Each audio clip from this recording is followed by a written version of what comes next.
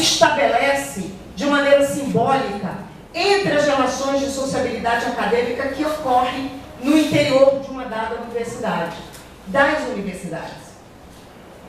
Quem se forma em bacharelado e quem se forma na licenciatura. Como se os que se formam no bacharelado jamais pisarão em sala de aula, ou jamais pisariam em sala de aula. E como se os licenciados não pudessem fazer pesquisa. Porque é como se o bacharelado fosse, a pesquisa fosse um mérito exclusivo de quem faz bacharelado. Então, essa hierarquia que existe também é um desafio a ser enfrentado, embora sabido por todos nós. A execuibilidade para a subversão nem sempre é tão simples quanto se fala. Porque na prática ela é muito difícil. Porque é uma incorporação que nós, profissionais da educação e que formamos professores, assumimos e reproduzimos determinadas ações que nos traem quando nós dizemos que são formações iguais e que as pessoas são formadas com a mesma qualidade, etc. Nós temos de ter bastante cuidado em relação a isso, porque existe um texto da professora Keila Greenberg, cujo título é Historiadores para quê? Ela faz uma análise sobre professores que se formam em História. É um texto que vocês podem buscar em qualquer lugar, em qualquer momento na internet. Professores que se formam em História e às vezes fazem mestrado, e quando estão no mestrado eles retornam para a educação básica. Eles fizeram bacharelado, eles fazem mestrado, eles estudam o diretório lá no século XVIII e XIX e eles voltam para trabalhar na educação básica. E ela faz uma análise sobre isso, no que tange à história. Então, esta hierarquia, nós temos de saber como é que nós vamos qualificar cada vez mais as licenciaturas e qualificar cada vez mais os cursos de bacharelado. Porque não se trata de diminuir a qualidade de um e não qualificar o outro, mas se trata de estabelecer relações de equiparação no que tange à importância dessas duas dimensões na formação.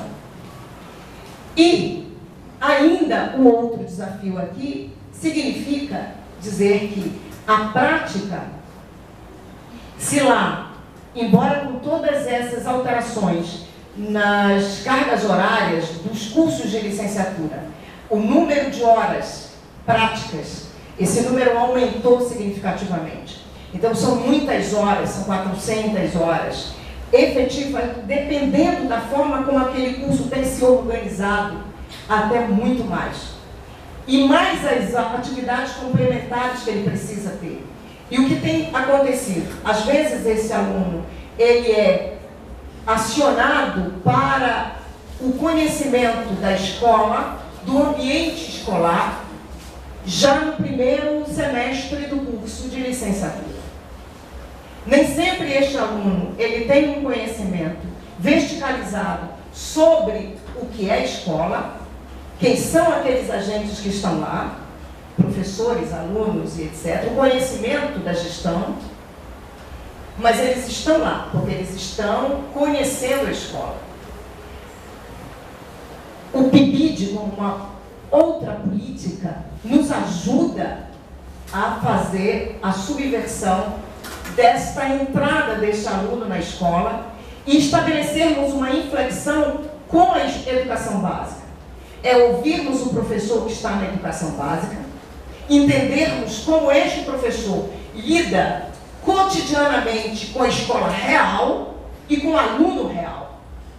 Mas para que este professor ele consiga introduzir, inserir o seu aluno da graduação nas escolas, é necessário que ele, principalmente, tenha conhecimento anterior sobre as formas e a maneira efetiva, do ponto de vista pedagógico, para estabelecer interlocução com o professor que está lá na ponta e que vai receber esse aluno. Do contrário, nós teremos um outro problema nessa prática, porque essa prática, ao invés dela ser considerada importante, porque ele vai conhecer imediatamente a escola, essa prática ela pode sofrer uma série de fragilizações, como os estudos têm nos mostrado muito recentemente. E depois, essa prática, ela tem de ser acompanhada de 3 dimensões que a professora Flávia Caymmi, também da história, ela, evidentemente, com outras leituras que advieram antes, ela faz uma reflexão que nos é importante, porque o importante aqui é a síntese que ela fez.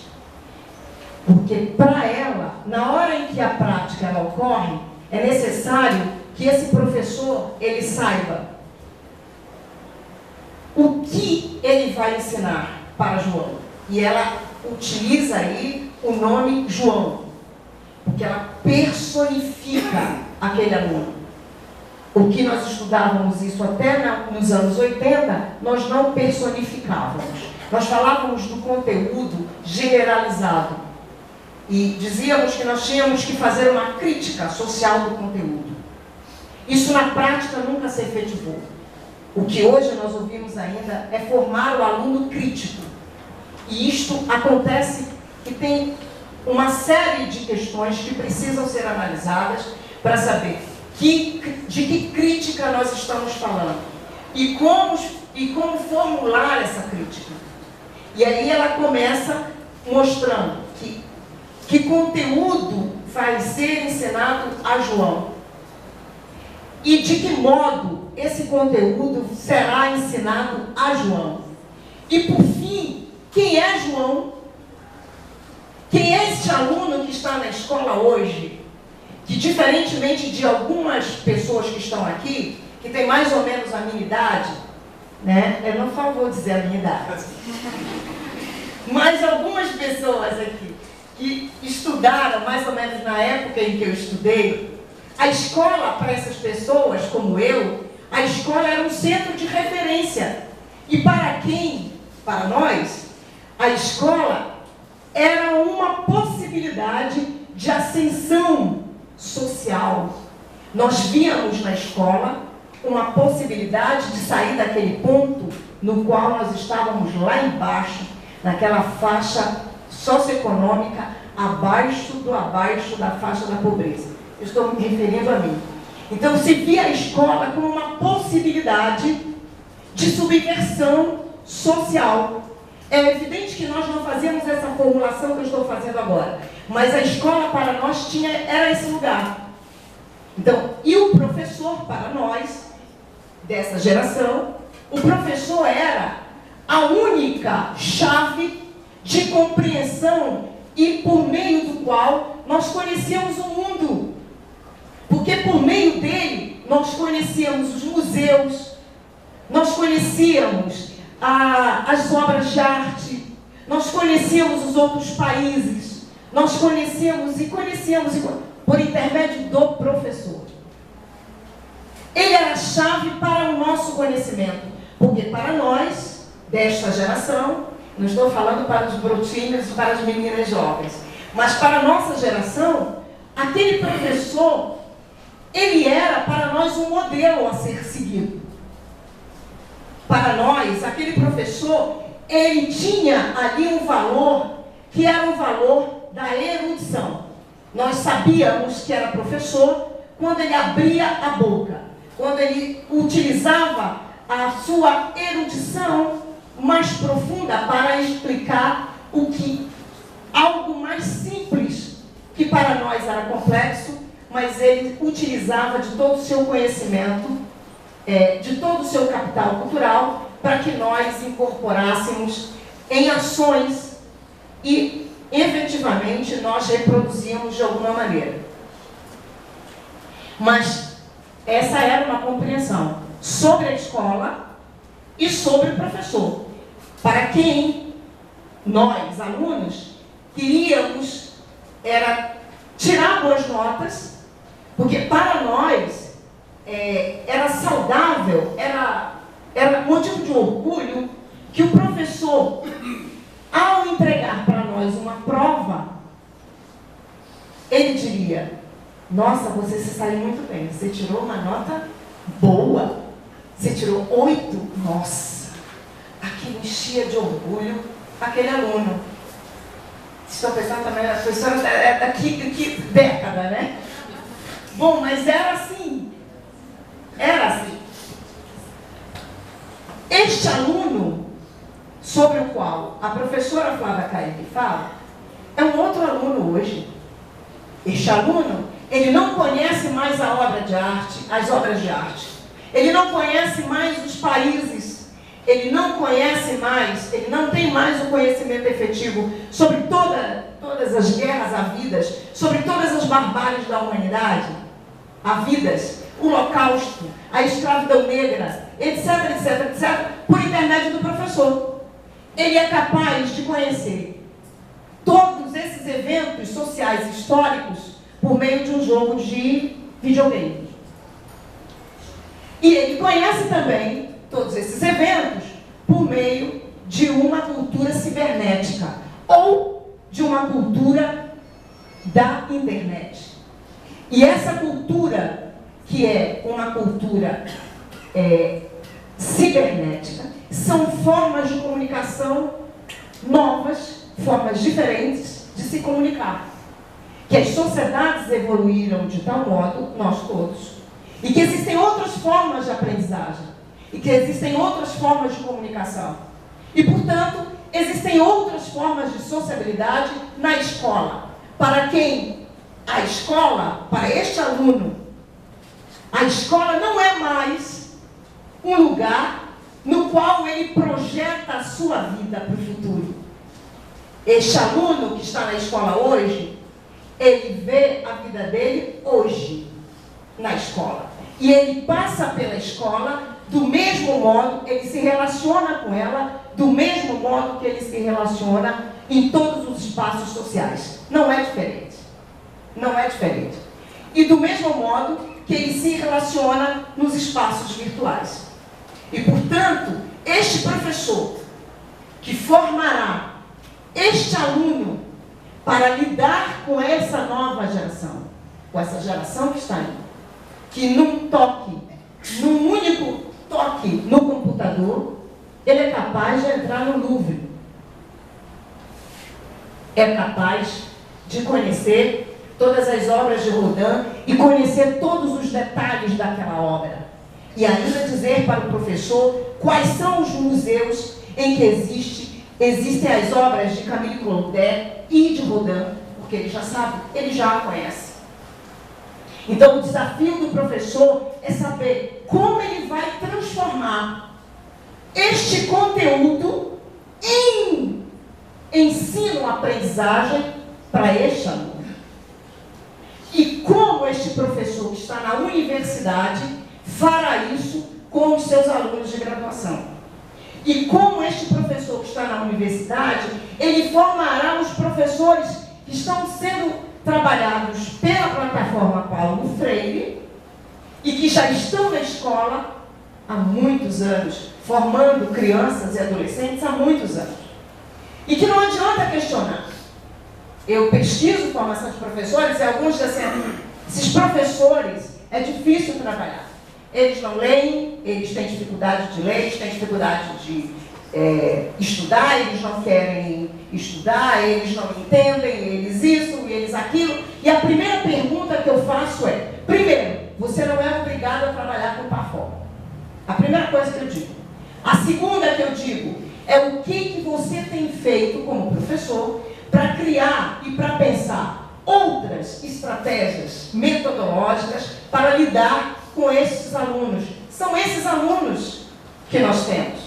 Então não adianta reclamar. Você tem de pensar em estratégias para melhorar essa formação. Melhorando essa formação e essa interlocução com essas pessoas, com esses professores que são alunos, nós teremos condições de pensar em outras estratégias pedagógicas, por meio dessa comunicação, que é uma comunicação, essa cybercultura, como fala Pierre Levy, que é uma nova forma de comunicação.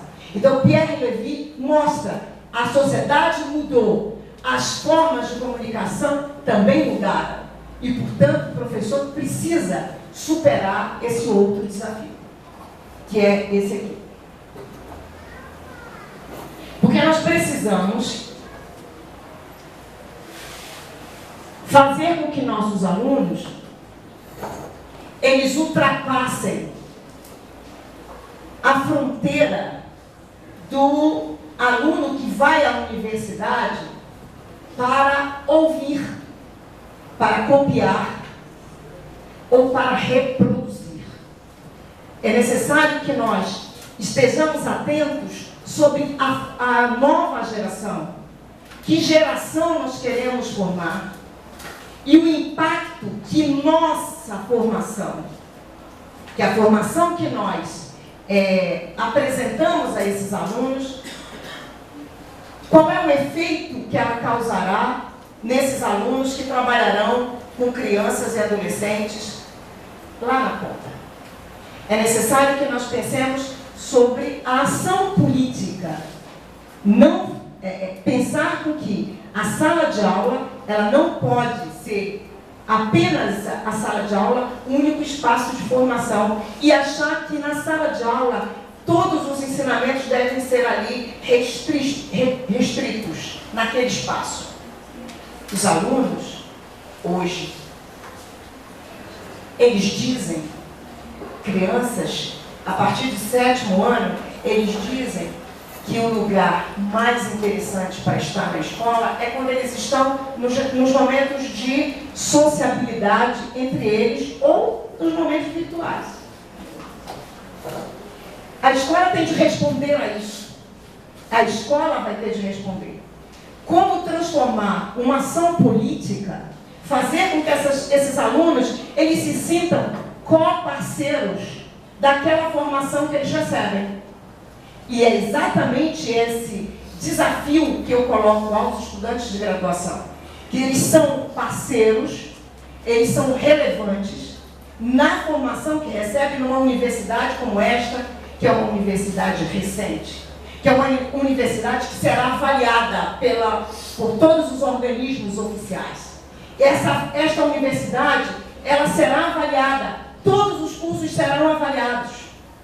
E esses cursos, eles terão de ser avaliados até 3, no mínimo, para não viver saneamento, para não ter saneamento. Aí os alunos, mas o que é isso, professor?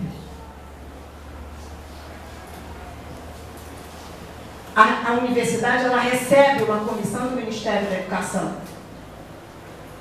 E essa comissão, ela vai checar item por item. E vai dar um prazo para a universidade se reestruturar. E se ela entra em saneamento, não pode abrir turma. Isso implica em todos que estão na universidade, nas cargas horárias, porque as universidades, elas recebem verba pelo número de alunos. É pelo número de alunos. É esta a relação que é feita. O valor que cada aluno tem é muito maior do que ele imagina. Então, essa posição, ela é política. O aluno não pode vir para a universidade achando que ele não tem nada a ver com aquela avaliação. Ele tem a ver. O professor, ele tem a ver. Os funcionários têm a ver com a avaliação. Porque aquele curso, ele terá de ter, no mínimo, 3. 4 seria o desejável. E 5 seria maravilhoso, porque não vem ninguém, porque significa que todos os itens e os elementos estão ok. E são itens que vão dar a infraestrutura até o resultado de ENAD, dos alunos que ingressam e dos alunos que saem. Então são vários itens. Produção docente. Vão saber se aquele coordenador do curso X, ele tem produção na área. saber se os alunos que são de licenciatura estão realizando TCCs em ensino. Se isso não estiver, tem problema no curso. É preciso saber se existem documentos do curso, se os professores apresentam planos de ensino, se os professores estão com as suas cargas horárias, ok, 40 horas. E 40 horas relacionando pesquisa. Senão, isso não conta no cômputo geral. São diversos, então isso tem a ver. Na hora em que o professor forma, o aluno que está ali, ele tem que saber qual é a sua corresponsabilidade. Porque aquele certificado que ele receberá implicará na vida dele. O professor que está ali, ele tem de saber que aquilo implica na vida dele. Portanto, isso significa relações de cooperação. Trabalho é uma rede de cooperação. A divisão de responsabilidades.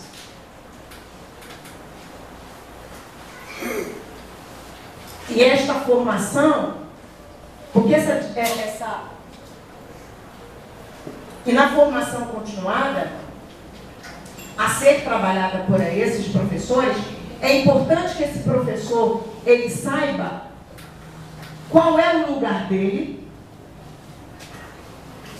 qual é a importância dele no movimento político daquela formação e daquele curso. Então é importante saber o que é ensinar para aquele professor que forma professores, por exemplo, no PAFOC, e que forma professores já em exercício. É a escuta desse professor que está em exercício, ela é importante para que o professor que está aqui na ponta e o professor que está lá, ele consiga estabelecer inflexões sobre a prática já existente. Porque ele terá condições de alterá-la. Então, a formação, tanto do ponto de vista daquele que forma, quanto aquele que recebe, é importante que haja uma compreensão conjunta. Porque o que tem se feito, o que tem sido visto nessas muitas avaliações que nós temos feito em várias universidades? Professores, eles assumem as suas disciplinas como se eles, ou os seus autores, ou as suas temáticas, como se elas fossem aquelas a serem reproduzidas para todos os cursos, como se fossem as mais importantes, em detrimento de todas as outras. Então, se a pessoa, às vezes, ela estuda um autor, por exemplo, das ciências sociais, Pierre Bourdieu, então ele acha que ele tem que ministrar o curso dele, de todas as disciplinas, só com Pierre Bourdieu. Aquela turma, aquela geração de alunos, não vai ver outro autor. O Batista das ciências sociais sabe o que eu estou dizendo. Não vai ver outro autor. Entendeu? Você conhece Max Weber? Não, eu só vi Pierre Bourdieu, porque o professor estudava, ele veio do doutorado, ele estudou Pierre Bourdieu, e ele só trabalha com Pierre Bourdieu. Poderia ser Foucault, poderia ser Derrida, etc, etc, etc. A formação, ela não pode ter a fisionomia do professor, porque aquele curso não é do professor. É um curso de formação de professores.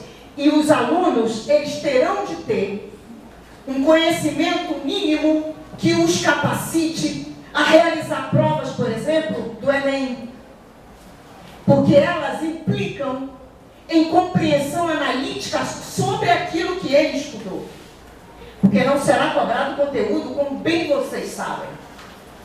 Mas ele precisa, e para que ele tenha esse conhecimento inflexível ou flexível, ele precisa conhecer várias dimensões teóricas e, para ele, determinados assuntos e todos os assuntos que dizem respeito àquele curso não podem ser sonegados porque o professor simplesmente não gosta.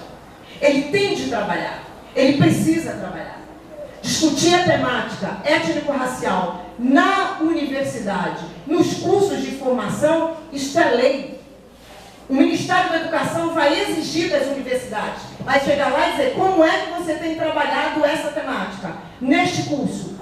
Ah, nós trouxemos a professora Vilma para ministrar uma palestra. Não vale. É importante? É, mas não é estrutural. Porque há uma diferença entre implementar e implantar. Então é necessário que haja um enraizamento da temática. É só para dar um exemplo. Mas não significa que o professor vai fazer daquilo a sua religião. É necessário que os professores, que os alunos entendam o que significa, qual é o lugar dessas avaliações e qual é a repercussão disso para o curso e para futuras formações, por exemplo, cursos de pós-graduação, porque vai exigir que professores como Padinha, professor João Batista, professor Leon, professor Carlos, professora Karine, tenham muita produção para que pensem no curso de pós-graduação. Porque essas gerações, elas estão todas imbricadas umas com as outras, né? E por fim, dentro dessa perspectiva, a carreira. Que tipo de carreira cada um de vocês, alunos de graduação, vocês e a vocês, alunas, que eu me dirijo, que tipo de carreira vocês pretendem ter? Se você não investe nela, se você não investe em si. E o investimento não é só na pessoa. É necessário que se pense que um curso de formação, que um curso universitário, ele só existe se o investimento for coletivo. Do contrário, personaliza e personifica a produção numa pessoa. O investimento começa com você, mas é necessário que você extraia este investimento para todos que estão ao seu redor, para que no futuro essa experiência ela sirva como legado e impacto para a formação de outras gerações. Do contrário, o seu investimento morre com você. Então a formação, esta carreira que o professor aspira a ter, que nós, profissionais, construímos e temos, nós precisamos velar dessa carreira e com esta carreira em todos os aspectos. A maneira como você se relaciona com os seus pares, isso é fundamental. É fundamental porque isso significa cordialidade acadêmica. A maneira como você lida com o seu trabalho é o seu trabalho. Os alunos fazem parte do seu trabalho. Assim como os alunos devem entender que aqueles professores com quem se estabelece interlocução fazem parte do trabalho deles, porque vocês, estudantes, já começaram. A carreira de vocês já começou. E aqueles estudantes que vêm para a universidade, reclamam de tudo, não leem os textos e só fazem reclamar, esses estudantes, não pensem que vocês estão passando sem que os professores gravem os nomes de vocês. Porque todos nós, eu pelo menos, eu gravo. Eu gravo. Aquele aluno que só vive o tempo inteiro apresentando problema para algo que ele tem que resolver. Na hora em que essa pessoa não assume a sua responsabilidade, não percebe o quanto é investido nela, não tem ideia de quantos mil, são 12 mil reais por ano que cada aluno custa ao Estado. Melhor dizendo, para o contribuinte. E muitos desses contribuintes não estão na universidade. Por ano. Imaginem professores doutores que ministram essas aulas, quantas aulas e quanto investimento público houve ali. Então é necessário que haja essa